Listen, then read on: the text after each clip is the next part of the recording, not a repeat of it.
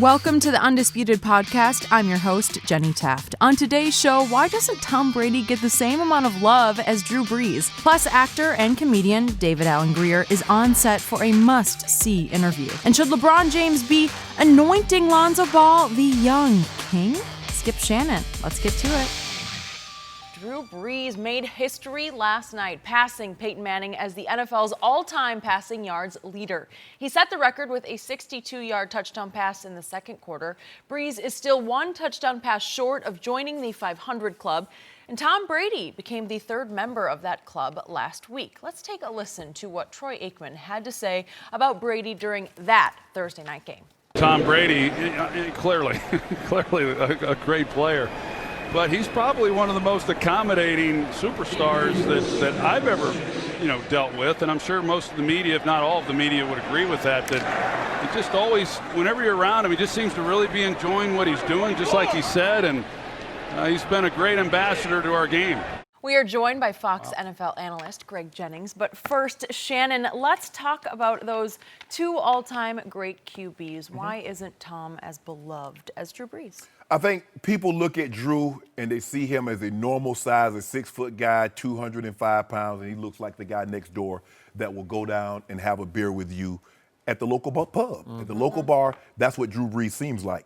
And Brees, he like an underdog. He went to Purdue, which is a Big Ten school, a D1 school, but it's not a football factory. Yep. Tom Brady went to Michigan, football factory.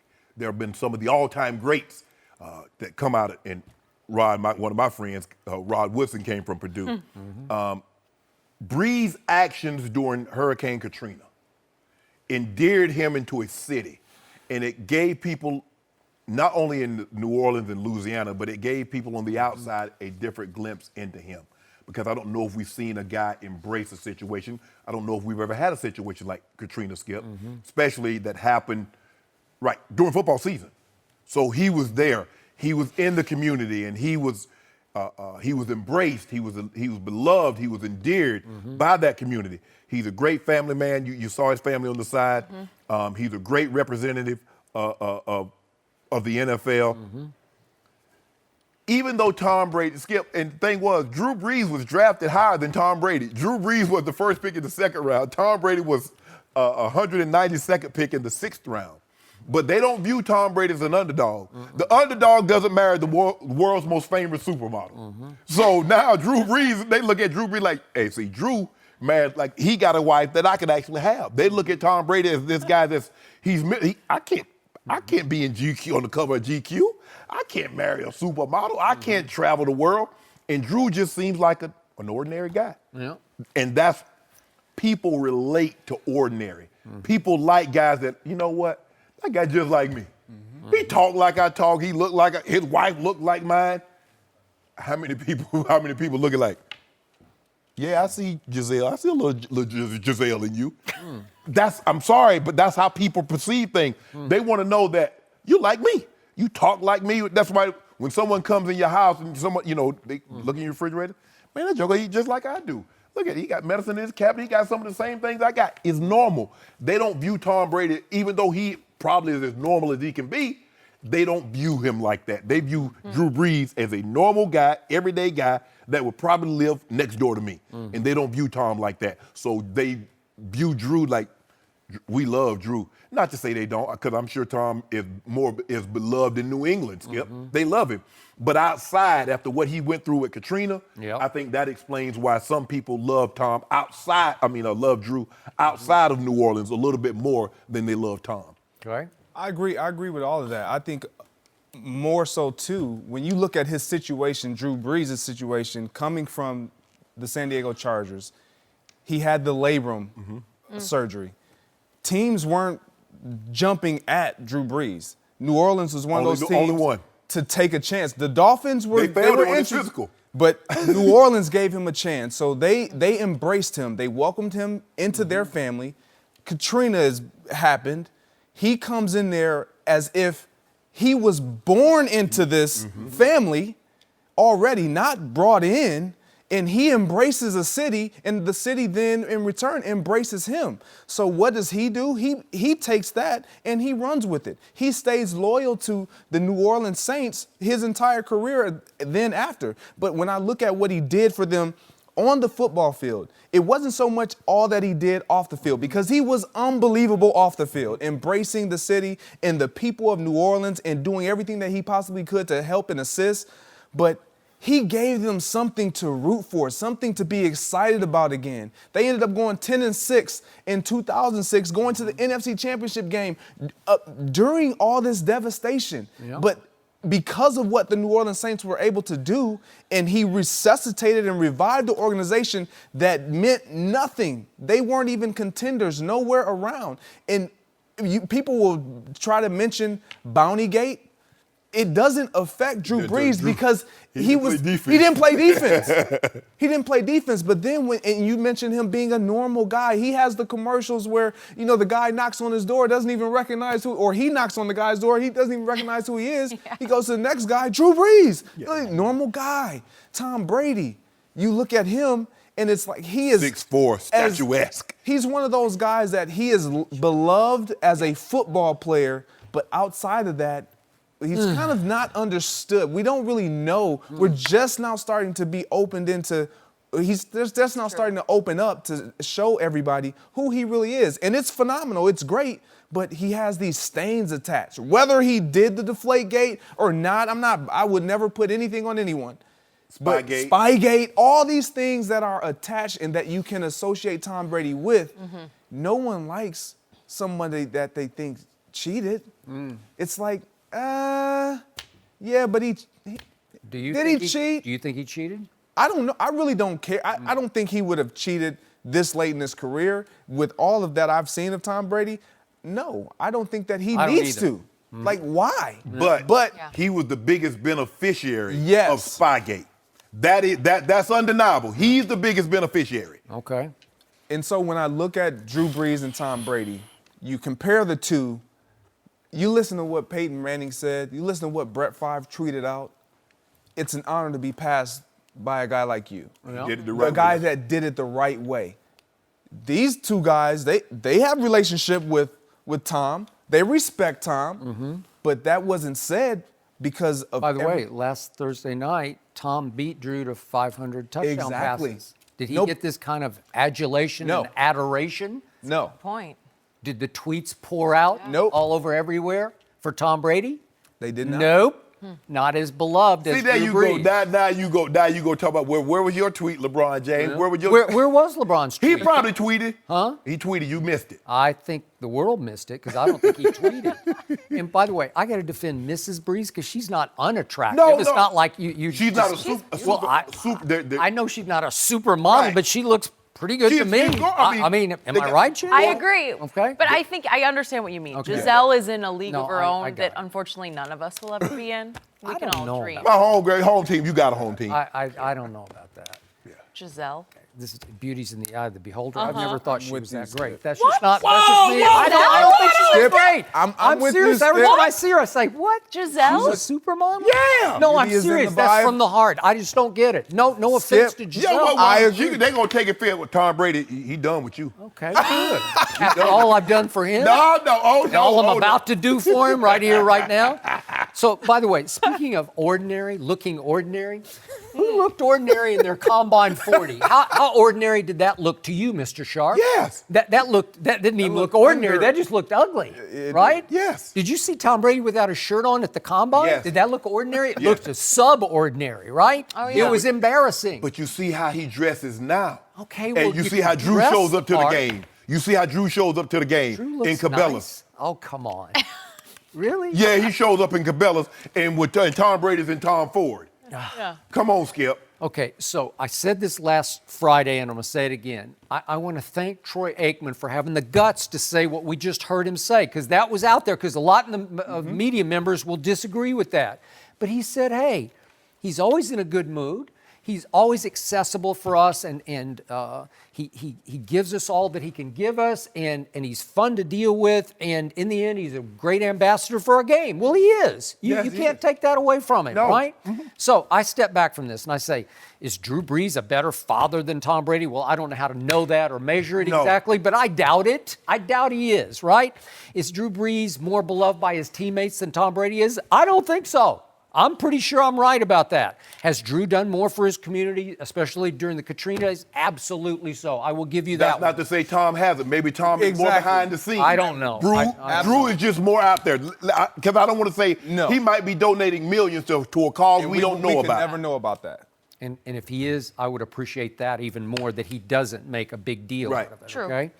So, in the end, is Drew Brees a better quarterback than Tom Brady? He's just not. And I'm going to say it again. Tom Brady is the clutchest quarterback in the history of not only the Super Bowl, but to me, he's the clutchest player in the history of sports beyond Michael Jordan, just because he has had so many more chances than Michael had. So many fourth quarters with game on the line, he has delivered again and again and again. And one of them got canceled by the luckiest pass in the history of football. But in that Super Bowl against Eli, Tom Brady threw a touchdown pass with 2 minutes left that should have won the game or could have won the game. So that's 5 times he did that. And then we saw him against Jacksonville in the fourth quarter last year, and he threw for 505 in a loss in the Super Bowl, the most yards ever in a playoff game. But he doesn't get the adoration for this, even though, to me, he's a really good guy. But what's it boil down to?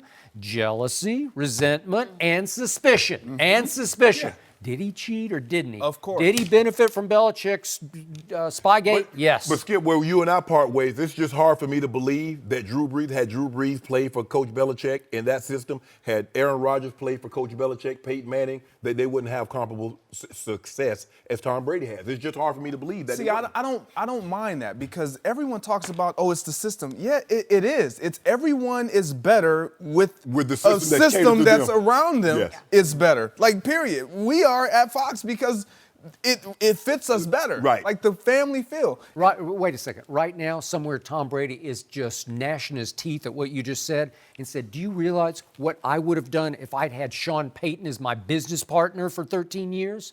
Because Belichick has not been Tom Brady's business partner. Well, they have clashed. Tom has to overcome Bill Belichick because, as you said earlier in the show, Bill's going to do it his way. Yes. If it's time to run the ball tonight, we're going to run it down their throats. What would Tom Brady have done with Sean Payton? He'd have better numbers. Okay. I don't know if he's had as many Super Bowls. I don't know. I mean, that we will never know. Okay, and I think Drew Brees is clutch, but nobody's as clutch as this guy. So you can't undercut that. It's hard to say if Drew Brees isn't as clutch, because Drew has never been in those situations as many times. But if you look at the situations that he has a lot of come from behind. He does. Victory. No, but he's then you really can good. say he's not as clutch because he has not been in those situations, because he has not put his team in those situations. Not saying that it's just Drew Brees, but when we look at Tom Brady and what he's been able to do, you can say Coach Belichick, but Tom has to perform on the field. Yeah. And so I think it's one of those, when you have a guy who is on top, people love to hate the person that is on top of the mountain, period, LeBron. Point blank. You can admire what they do, but you're a little envious of where they are and what they've accomplished. So and maybe it helped Drew Brees that he only has one Super Bowl, because he got validated. He's a made man. But he plays in the era. Think about the era that he played in. Peyton and Brady. Now they got 8 MVPs. They got 12 Super Bowl appearances. That's smack dab in the heart of when Drew Brees is playing. Okay. And it's hard. He's only been first team All-Pro once. Well, Manning has been first team All-Pro about 12 times. Brady, I think 3 times. It's just hard to overcome that. And then you get Aaron Rodgers come out here throwing up these ridiculous numbers with 122 quarterback rating, going 45-6. No, I agree. Yeah, but regardless of all of that, I just think Drew Brees is just the most beloved quarterback in the NFL. He is. Today. I'll forget just Tom Brady, across the board. Aaron Rodgers, Andrew Luck, all these top quarterbacks, Ben Roethlisberger, it's because of who he is and how they feel about him in that community. And I don't care about what everybody else is doing in their community. Drew Brees, because of the devastation The timing, I agree. you can never top that. Okay. And he had a place in San Diego, Skip. He relocated to Yes. New Orleans. True. There are His not entire- very, his there are not entire very many family. people, Skip, leaving San Diego entire to go to family. Louisiana. Yeah. Okay. Well, Tom Brady grew up in the Bay Area, but he lives up near Foxborough. He in Brookline. He in that old exclusive country club. See, that ain't none of my business. Well, that ain't none of my let- business, Jenny. I love Do you know the weather up there? Yeah. Ain't great. Yeah, but oh, he's in Qatar. You remember he was in Qatar? Please. He was, Yeah, he LeBron was in he was Italy. no, this Skip. We talking about Tom Brady. Don't bring LeBron in this. This is not a LeBron topic. We did that one earlier. No, we didn't. Yeah. Drew Brees. Plus Drew Brees do Jimmy Johns. See, he don't do no Uggs. He ain't got no Aston Martin commercials. He do stuff like everybody eats subs. You go to Jimmy, and they bring it to you on the bike, paddling real fast. Bring you. Who gonna get a 1 or 12 edition Aston Martin for 400 bands? You Who ever gonna heard one teammate of Brady say one bad thing about him? I ain't heard him say Never. nothing about Drew either. They love Drew Brees. I love Tom. Tom, look, why would I like Tom? Tom dressed like your boy. No mercy. Support for Undisputed comes from our friends at Rocket Mortgage by Quicken Loans, America's premier home purchase lender. Let's talk about buying a home. It can be one of the most important purchases you'll ever make. But today's fluctuating interest rates can leave you with unexpected higher payments, which can turn a great experience into an anxious one. That's why Quicken Loans created their exclusive power buying process. Here's how it works. They check your income, assets, and credit to give you a verified approval. This gives you the strength of a cash buyer, making your offer more attractive to sellers. Once verified, you qualify for their exclusive Rate Shield approval. They'll lock your interest rate for up to 90 days while you shop for your new home. Then, once you've found the one, if rates have gone up, your rate stays the same. But if rates have gone down, you get to keep that new lower rate. Either way, you win. It's the kind of thinking you'd expect from America's largest mortgage lender. To get started, go to rocketmortgage.com/undisputed. Rate Shield approval only valid on certain 30-year purchase transactions.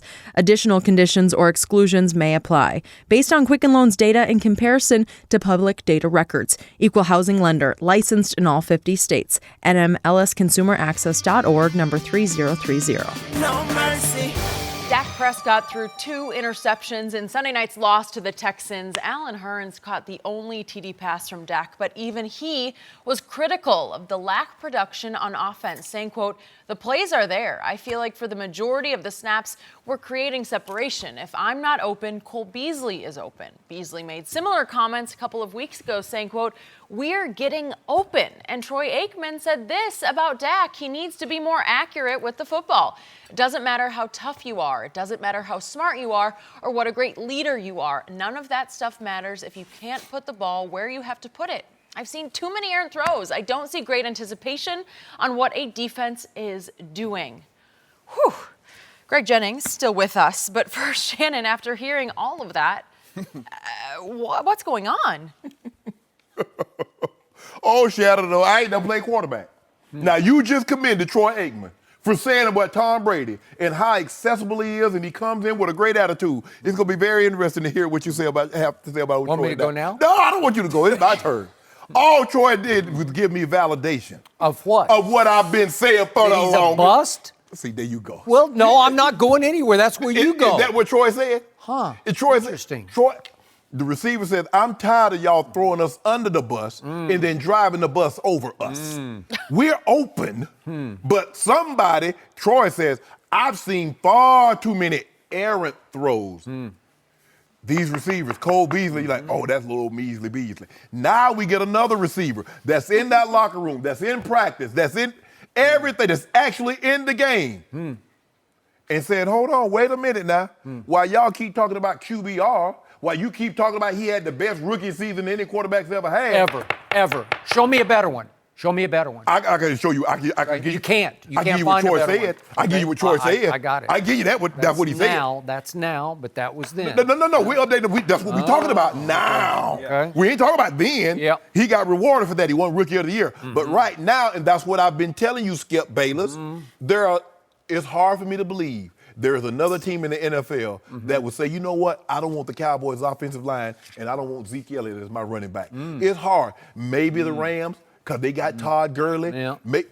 But that would probably be it that says, I don't want this offensive line in Ezekiel Elliott. So that's what Dak is working with. And I keep telling you, you keep blaming everybody else, but he's not the guy yet. And we might, like I said. Oh, we keep hearing yet.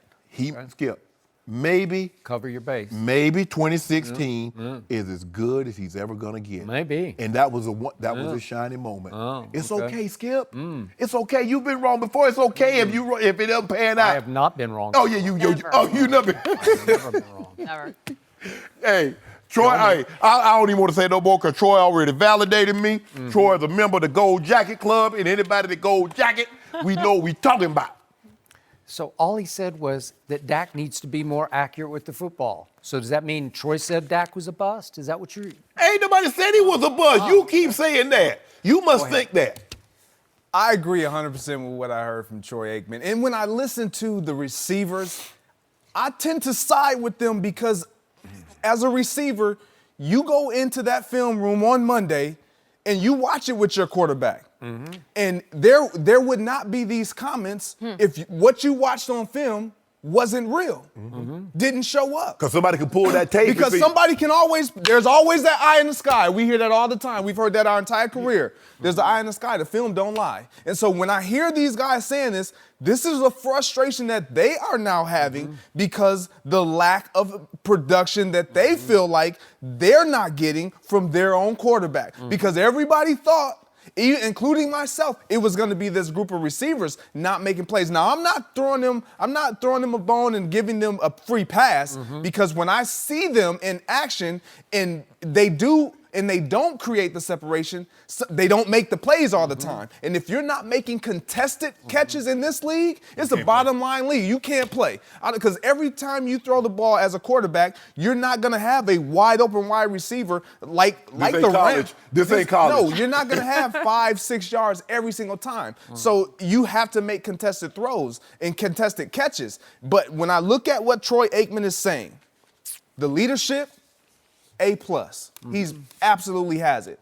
Toughness, of course. We've seen it. We've seen him, his escapability, his ability to extend plays. He has all these great attributes, but then he lacks the number one attribute. The most important. This is Troy Aikman saying this. That's what Troy say. Accuracy. And you know Troy was accurate, Skip. You watch accuracy. Ooh, When we look at Patrick Mahomes, when we look at Jared Goff, when we look at Carson Wentz, when we look at these, they have that accuracy.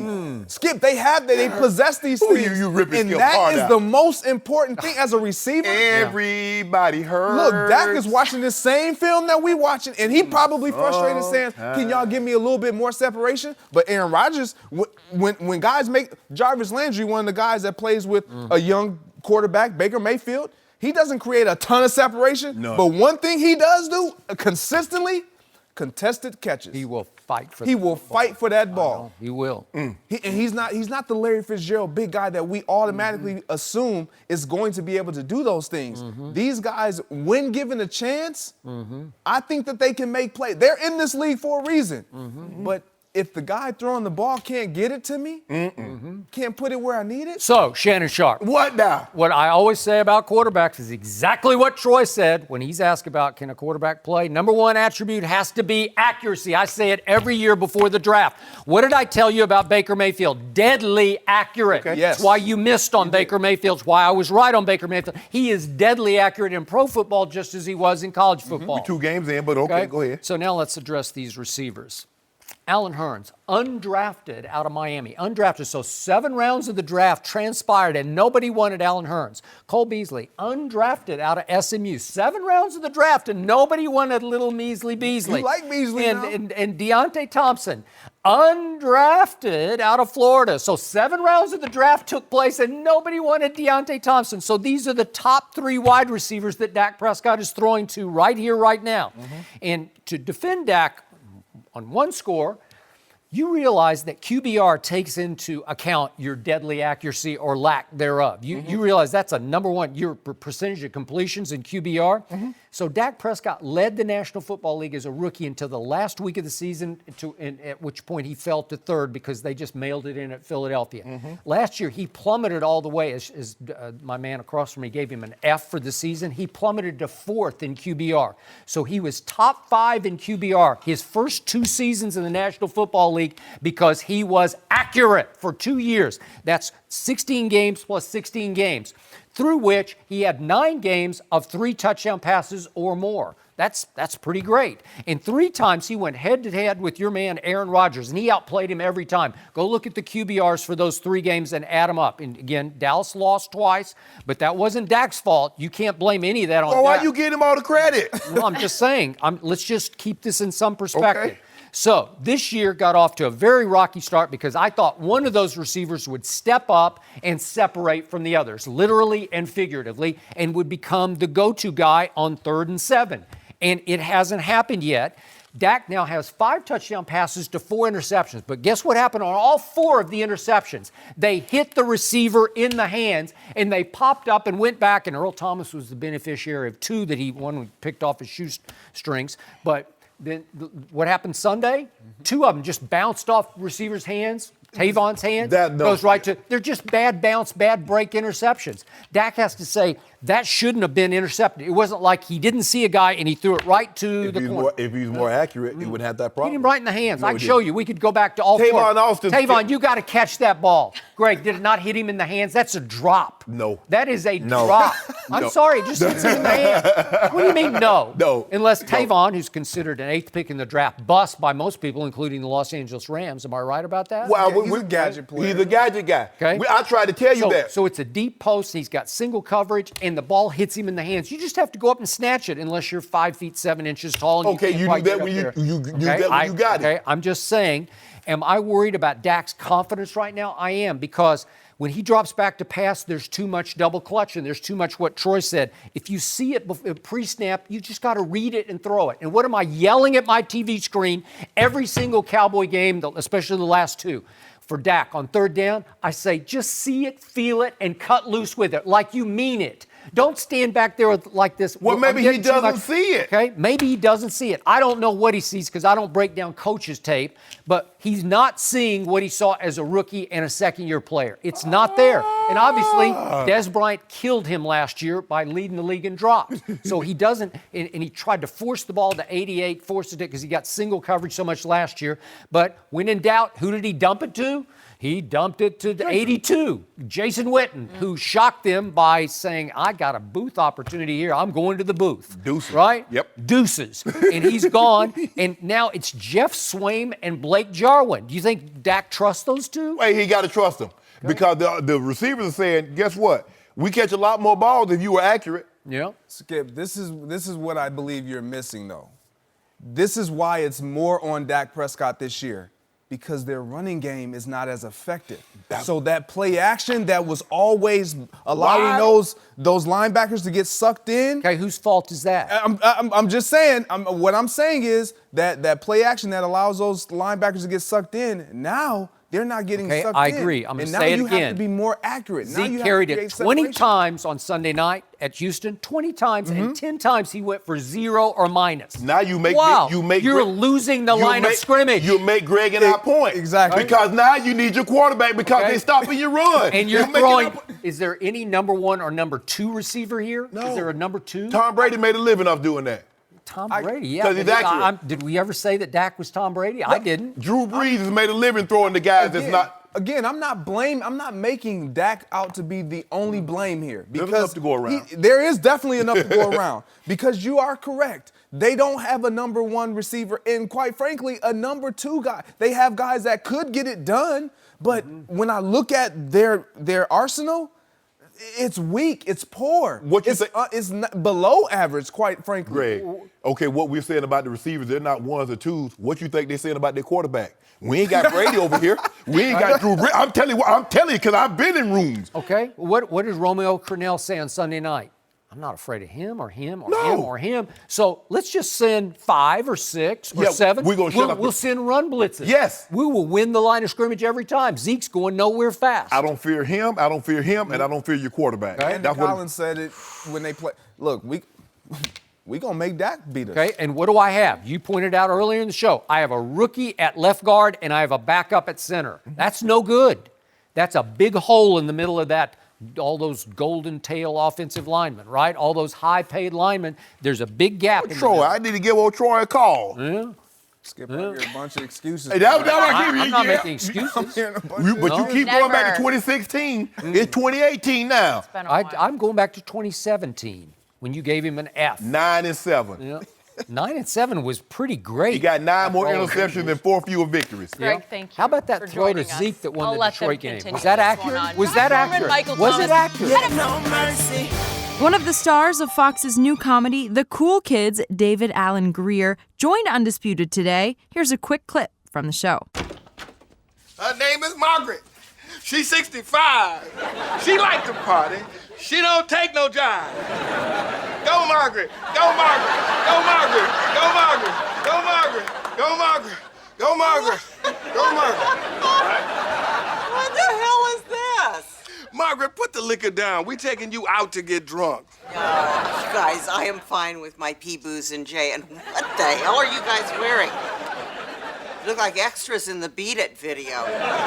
This is Versace. You mean Versace? No, I mean Versace. I couldn't afford the Achi.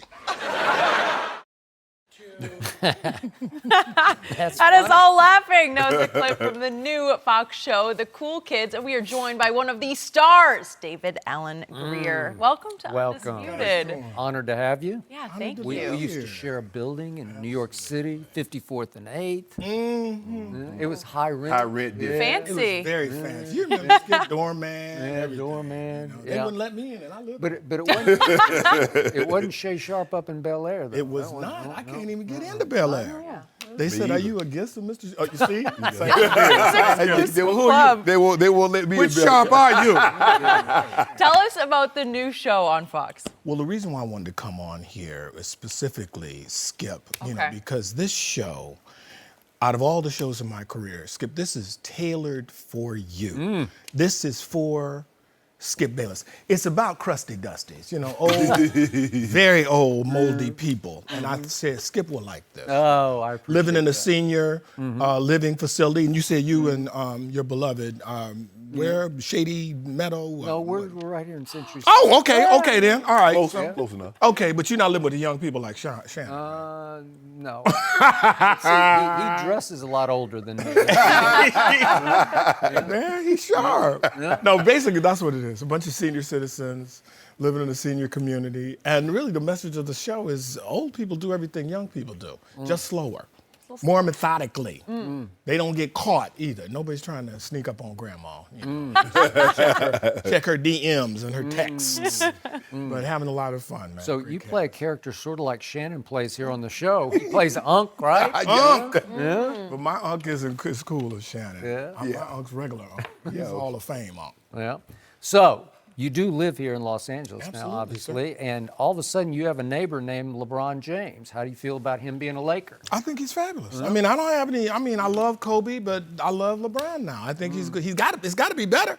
Have you seen the Lakers in the last better 3, in the 4, last couple 5, years. 6, 7, 8, 9, 10, 11, 12 years? Come on, this is beautiful. Well, I thought you were saying it's got to be better than Kobe. No? No, there's no comparison. Okay. Kobe did his thing. He retired. Thank you. Did they ever play against each other? Maybe once in a little bit, yeah. A little bit. No, there's not. I don't see what the friction is. LeBron has his legacy, his career.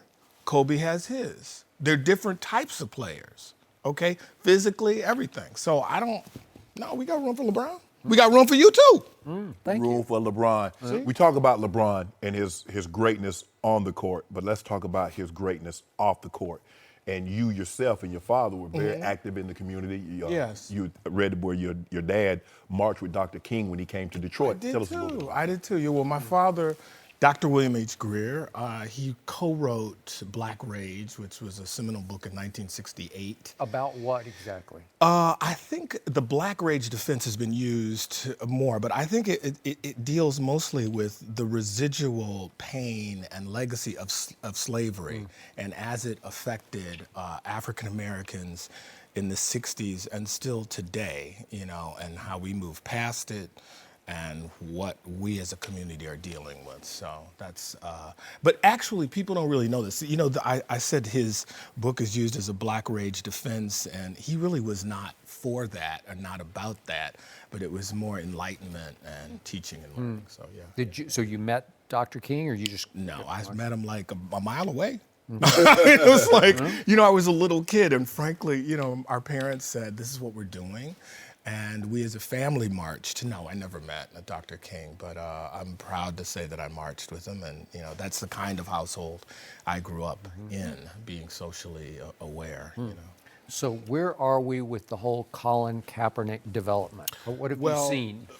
Where we are is Colin Kaepernick has not been hired by an NFL team. And at this point, I ask myself, would that be viewed as a cynical act? I mean, you know, he's in the midst of this lawsuit, as after all this time, and I've asked, okay, what if at the last minute, you know, some team says, okay, fine, well, we'll hire you now. I don't know how I would feel about that. I mean, it's a little down the road, don't you think? You know, it seems to me that they will have to probably make some kind of deal with him legally unless he totally loses a case. I mean, I think he's been magnificent in his social awareness, and I hope he continues on. Clearly, he's influenced a generation. I mean, you guys talk about it almost every day this season and last season. So real impact, you feel? Ongoing impact? So far, I mean, I can't look into the future. I can't say in 20 or 30 years, people will look back and talk about this like they talk about some of the things that Jim Brown did or the athletes at the 1968 Olympics, Muhammad Ali. These are all different cases. But I feel, if you're going to ask my hunch, I think they're going to be talking about this for a long time because on all levels of society, it has made an impact. Okay, you remember you said your dad marched with Dr. King in '68 when he came to Detroit.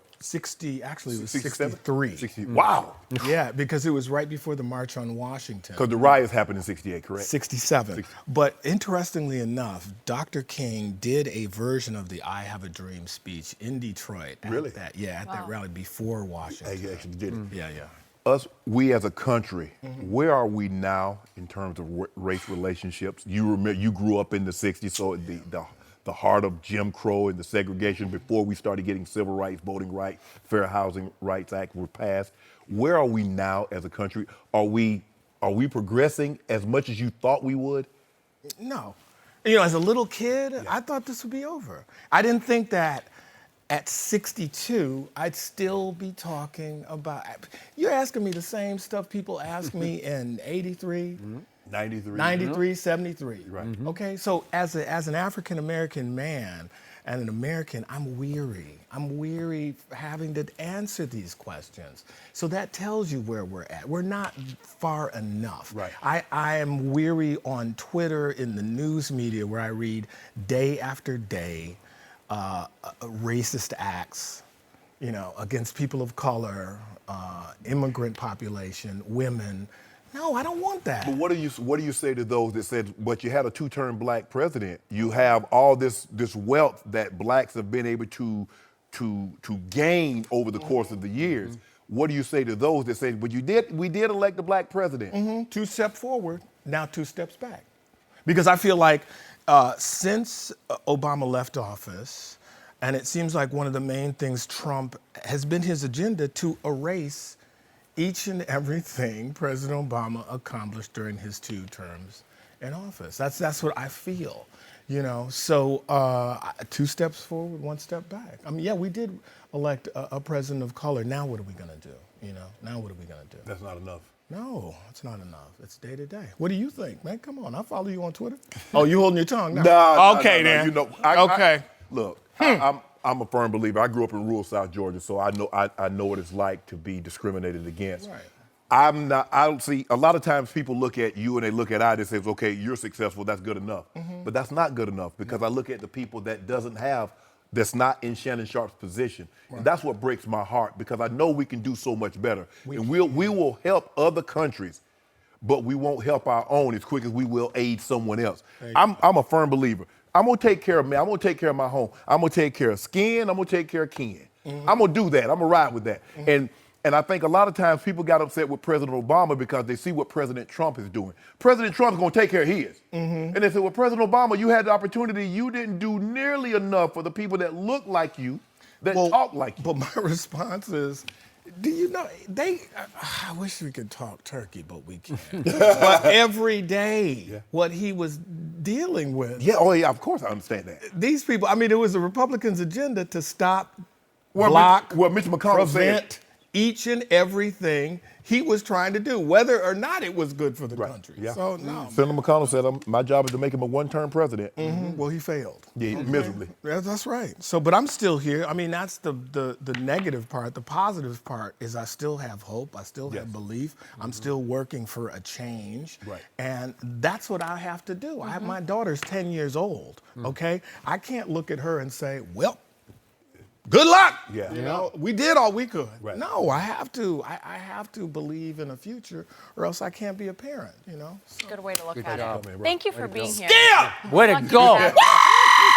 You did it. You survived. Hey, Sharpe! Get that living color That was next awesome. time. Yes, All sir, right. man. I want to come to your closet, man. Let me borrow a suit. What you need? I need something like a 3-piece or something, and one of your nice joints. Like Can an you old help him man out a little sweater. bit? Yeah, one Seriously. of them grandpa sweaters. We'll be watching your new show, Thank The Cool you. Kids, on Friday on Fox. Thank you again for being here. No mercy.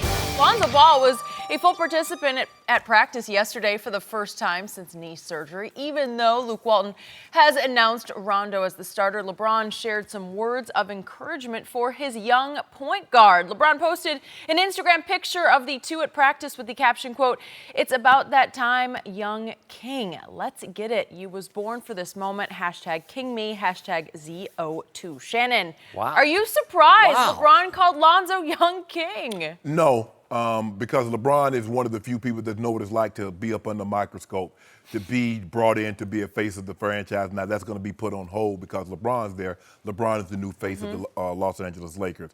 LeBron is a mentor to this team, and he understands. And I also think he's like, look, what we're hearing is that Rajon Rondo is going to start. So that means Lonzo, the number 2 pick in the draft, probably going to come off the bench. He's telling him, your time's going to come. You were born for this moment. Now, your time might not be this year, but there will come a time that you're going to be asked to be that guy.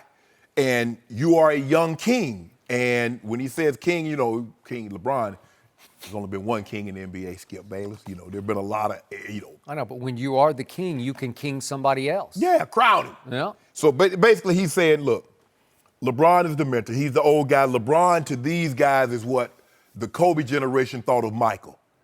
This is what LeBron is to this generation. He's the Michael Jordan of this generation, like Michael was to the generation before that. You know that. I know that. I do. And so he's trying to, it's going to be okay. I understand this is not how you diagrammed it, how you thought being the number 2 overall pick in the draft and coming to your hometown team and being the face of that team. But your time will come.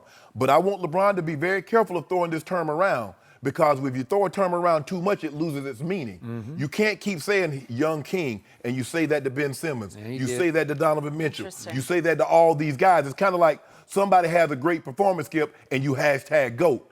Pretty soon, GOAT doesn't mean the same thing as it once did because all you do is just throw that term out. So be mindful of that. Words have meaning, and if you want them to have the significance of what you're trying to partake, to impart on it, on someone, just be careful of throwing that term out too much. I get what he was trying to do. I get what he's saying. He's trying to tell Lonzo, hey, you're probably not going to start. That's what's being reported. Rondo's going to start, but your time will come. You were born for this moment. You was born to be great. Greatness might be put on hold for a little while, but just wait your turn. I didn't see that in that post. I didn't see that line. Yeah, what? Oh, you're reading between the lines. I'm reading between the lines. Okay. There's always meaning. LeBron doesn't do it. No, that's true. If you read the Bible's in parables. It doesn't say exactly what's going to happen. You got to read between the lines, Skip.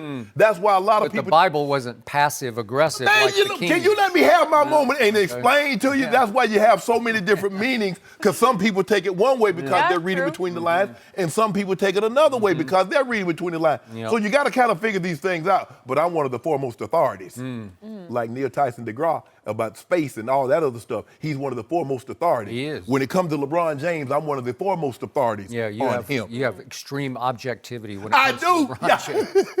Yeah. So let's put this in perspective, Miss Taft. Okay. My man, Shannon Sharpe, has called Lonzo Ball a bust. But guess what? LeBron James has just crowned him a young king. Skip, that's not what I said. I said he's not transcendent like you. So it's interesting that your man LeBron, that's a mouthful. Yeah. That's a postful, man. That's going a long ways. I know he used it on Simmons. Did he use it on Donovan? But I'm just saying you have to be careful. No, he definitely used it on Ben Simmons. And he calls him son. He calls his son. Yeah. Bronny, young king. Okay, that's fine. Bronny, yeah. All right, I get that one. But again, Lonzo's not a client of LeBron's like Ben Simmons. So again, anytime LeBron speaks, I'm suspicious. Anytime he posts, I'm looking for the hidden agenda. I'm looking for what could be operating deeper here. Yes. So my first thought yesterday was not about patience. It was about, is he trying to motivate Lonzo? Because we know that, maybe he's trying to light a fire that didn't often get lit the way it should have last year during Lonzo's rookie year. Or was he trying to get even with LeVar by heaping praise on Lonzo and setting him up for failure this year? I don't know. I'm thinking that's really deep and ugly, like a wicked thought. Yeah. But I can't see that. No. Was he trying to increase Lonzo's trade value in case they do need to move him? I don't know. But I'm reading between the lines. Okay. Well, I'm just saying, I'm trying to see what's happening here. But in the end, I walked away from this thinking, I believe that LeBron has that much respect for Lonzo's game. Okay. Because I think respects rare. And Lonzo is rare. No matter what you say about whether he's not transcendent, he has a gift you can't teach or coach that LeBron has. See it, feel it, pass it before it even happens. Right. Lonzo can do that. And again, if you look at across the board, Lonzo's contributions last year, he was the best defender on the Lakers last year. He led the team in steals. He led the team in rebounding for much of the year. He was second in block shots on the Lakers to the big guy. What more? The little big things, you couldn't ask for much more from Lonzo. Right. I'd like to see the fire get lit a little more often. Yes. And I do think LeBron will be great for Lonzo lighting his fire. I think Lonzo will feed off LeBron's greatness, just his, because their games are similar, except Lonzo can't attack the basket or hasn't shown that he could attack the basket the way LeBron can. But remember, Lonzo Ball is 6'7" tall, and it looked like he got in the gym. You can see it right there. He looks a lot better than he looked last year. Different. Yeah. He looks like he's got a little bit of authority that he can play with. Well, his body grew. He need to let them shorts grow along with him. Well, that's fine. I mean, he ain't a small anymore. He need to go to medium. Okay, all right. Well, that's fine too. So the point is, and the problem with all this is, I think LeBron was just being honest about he's coming. Oh, you finally think LeBron is telling the truth about something? Yep, I believe he's telling the truth. But here is the problem with his truth. He has also raved about Rondo's basketball IQ and basically said it's equal to mine. We can see it the same way. And I agree with that. Two things can be true. Okay, I got you. But he's also raved about Brandon Ingram, and his ceiling is high. His star power. Well, you don't even believe that that Lonzo has the potential that Brandon Ingram does. Yeah, he does. In his way, he does. Their games are completely upside down different. But yeah, I think he can be at least as good as Brandon Ingram. But the point is, what do the Lakers coaching staff and Magic Johnson love about Brandon Ingram? What are they most infatuated with? His ability to bring the ball up and initiate the offense as the point guard. And what have I told you all along? Miami, Cleveland, now Los Angeles about LeBron James. I still say he's at his best when he is initiating the offense. Right. He still can be the best point guard in basketball because he's still the best passer in basketball. Right. Well, I just gave you the all-time logjam at point guard. True. I just gave you Lonzo and Rondo and Ingram and LeBron James. Yep. how are you going to do that? Because the last time I checked, unless Magic has gotten the rules changed, there's one basketball per game, right? True. How are you going to pull that off? Right. That's why I called it as difficult to coach a team as I can ever remember for Luke Walton. So who's going to get the minutes? And, you did raise an interesting issue. Maybe he's trying to buy some patience in Lonzo because he's not going to get to play? Is that possible? He's just not going to get to play? Well, he'll get to play, but I don't know if he'll get the minutes that he got last year to play. Okay, if you're going to be the point guard of a basketball team, which is a leadership position, it's hard to be the backup. Then you can't assert yourself and take the team over as the backup. Well, he wasn't going to be able to take the team over anyway because, 2-3 there. Okay. All right, but again, if 2-3 says, I want to play off the ball, which I do not believe, but he said that. Well, that was the thing that interested him that was being reported, is that what intrigued him about Philly was being able to play off the ball. He says he's really never had the ability to play off the ball solely. Now, Kyrie would do his thing, and he was off the ball. I think they took turns. Right. Yeah. Especially when LeBron, he would let Kyrie, he was rest, let Kyrie do his thing. He go give Kyrie the ball, go stand in the corner. Yeah. Kyrie dance, get to the bucket, get a foul, or make a shot. So now he gets an opportunity because Brandon Ingram, we saw the other night, he exclusively handled the ball. Rondo, we know he can do it. Rondo's led the league, I think, in assists 3 or 4 times. So we know what he represents. He had averaged 12 assists in the playoffs last year. So we know what Rajon, and he's battle-tested. LeBron loves veterans, and he loves battle-tested guys. So. Well, that's not Lonzo. No. Okay? No. So what happens? Does Lonzo play 8 minutes a game? No, he get a little more than that. We give him about 18. We give him about 18 about minutes? 18 minutes a game. Well, then Rondo's not going to be a happy camper. Rondo will get about 25. 25? How many minutes are there in the game? But they're not going to, Skip, I don't know how you play Rondo, LeBron, and Lonzo together. How you play them together? I don't know. Well, Rondo and Lonzo are all-time spot-up three-point shooters, You right? almost spot up nothing. Yeah.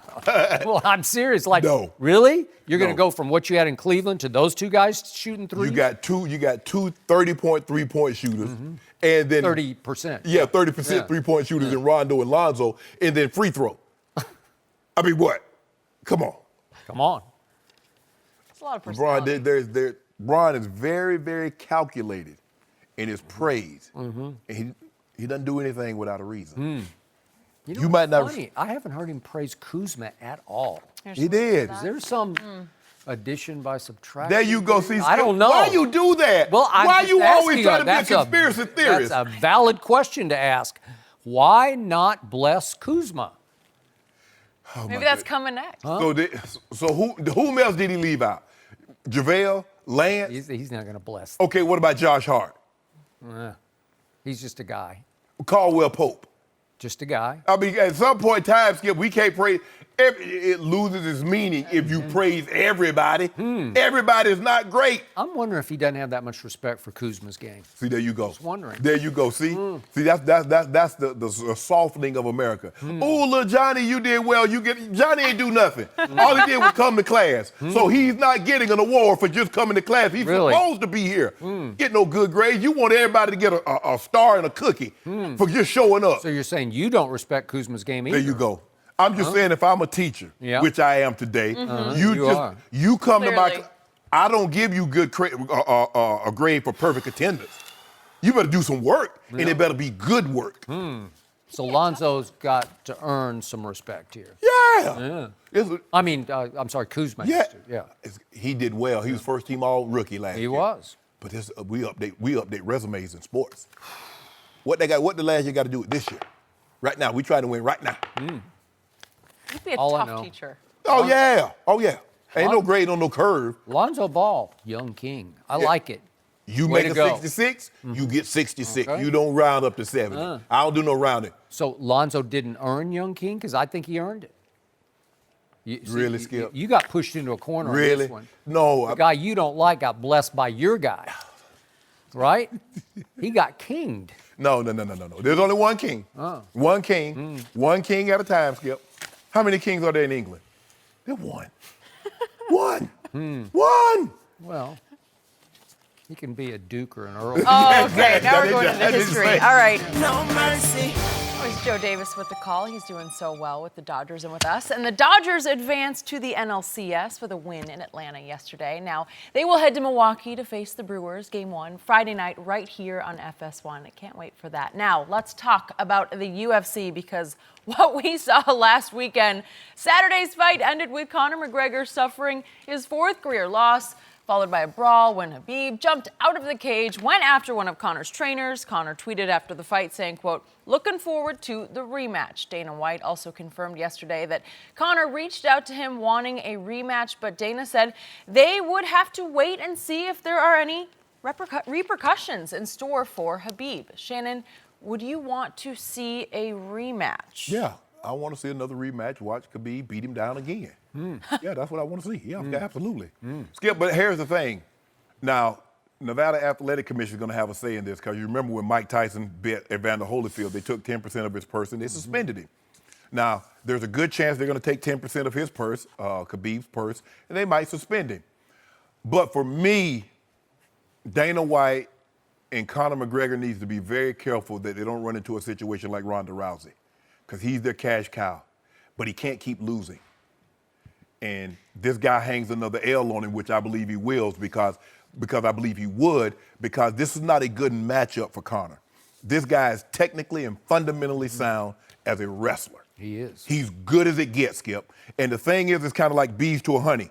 Now, the bees know he wants that, the bear knows he wants that honey. Now, there's a possibility he's going to get stung, but his desire to get it outweighs him getting stung. Khabib knows he has to get close in order to take Conor down. Yep. So he's willing to take a shot or two to get close enough to take him down. Now, once he gets him down, he has a decided advantage. Conor's going to have to work on his game of how to get up off that mat, because he can't let this guy lay on him. This is the first time, I believe, other than Nate Diaz, that Conor McGregor walked into the ring and this man was bigger than he was. He was bigger than Aldo. He was bigger than Alvarez. He's bigger than the other guys that he was. He's longer than those other guys. Yes. This guy's bigger than This him. guy was bigger. You could tell, Skip. He's stouter, he's thicker, he's stronger. Yes. And so you need to be careful of putting him back in there. Yep. How does Conor expand his game? See, John Jones is a wrestler who I believe is the best UFC fighter of all time. Yep, But he can strike, he can submit, he can do so many other things, but he's broadened his base. He has. I don't know how much Conor has broadened his base from just striking. That's a problem. Yep. Because how much did Ronda Rousey expand her base other than getting somebody to the mat and being able to armbar him? But when they stood up, Amanda Nunes, poop, poop, poop. Holly Holm, poop, poop, poop. It's over. She lost 2 fights, Skip, and she was never the same. Okay, he got submitted. Now, he did a good thing. He fought Nate Diaz. Nate beat him. True. He came back and beat him. Lose to this guy, get another submission, lose to this guy again. It's not going to look good, Skip. A lot is going to go into this. If he's suspended, how long will Khabib be suspended? But yes, I'll watch this again. And guess what? I expect the same thing to happen again. That dude's a different animal. And everybody, he hadn't fought anybody. All he wants to do is lay around. Okay, you're right, he hadn't fought anybody. And you know what he's telling you? I still haven't fought anybody, because I ran through him like foreign water through a tourist. Through it. Yep, you are right. So, first issue at hand is the Nevada Athletic Commission also filed a complaint against Conor. Yep. Because it said it has video that Conor struck one of Khabib's teammates in the octagon after it was over. And I didn't see that watching the broadcast the other night, the telecast. I just saw some dude leap into the octagon and start pummeling Conor, like blindside him. And they said that guy was just a fan. And that's what they said. Conor should have whipped him then. Well, Conor was just like dazed and confused, like, he what was is tired, happening? Skip. That was I know long. he was tired. You're right. But they say they have identified the fan and that they are going to prosecute the fan. They're just not sure how to do it, what exactly charge they can levy against him. But anyway, Put it back in the octagon with Conor. Well, that would work. But again, I don't know if both these guys are going to get suspended and or fined. Right. So I don't know if all this could get put on hold. And I don't know what Dana White ultimately would decide about Tony Ferguson, who has earned the shot at Khabib. He's next in line. And if you go pecking order, he deserves the next shot. I would like to see McGregor fight Tony Ferguson, because both of those guys are mainly stand up and it's going to be fisticuffs. I told you last week, Conor McGregor needs at least one tune-up fight before he goes up against this cold-blooded killer after he insulted his religion and his country and his father? Yes. Really? Yeah. Well, I think you need to get ready for this, right? And he was not quite ready. And to your point, I'm not sure he can get ready. Yeah. But I will give him this. Remember what happened in the first Nate Diaz fight? Yes. Nate Diaz was about the fourth replacement. Remember, there was all kinds of confusion because there was an injury to the opponent that was first supposed to fight him. And then all of a sudden, Conor says, yeah, I'll take Nate Diaz, who was much bigger. At 170, they fought at 170. Yeah, no, at 170. It looked like he weighed 20 more pounds. And so what happened in the second round of that fight? Right. Nate got him on the ground and just sumoed him. You know, Right. he's just too big for Right. him, and he made him tap. Yep. Right? And what did Conor do? He went right to Dana White and said, give me him again. Right. And remember, Dana told us, I said, Conor, you're going to take years off your life. You're not ready for him. You Right. need to heal up from what just happened. Nope, I want him now. And within 5 months, he got him again. This Right. is back in August of Right. 2016.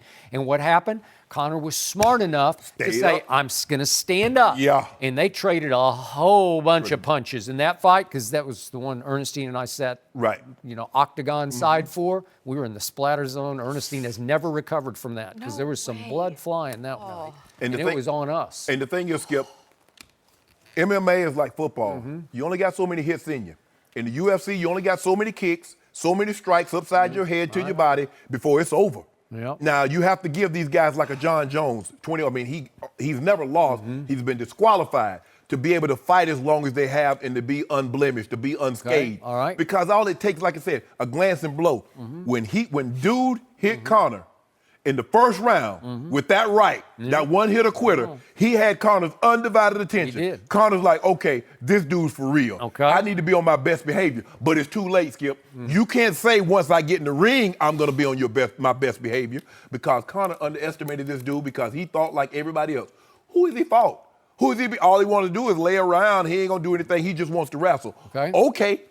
Okay, so Conor did get even with Nate Diaz, so you got to give him that. Yes, yes. But then a lot of things happened. He fought for $100 million, Yes. and he got that money. Yeah. And then he took a lot of days off to party and play and travel, and I don't know if he really has the stomach for what he's going to have to endure if he's going to go right back in and take on this guy again.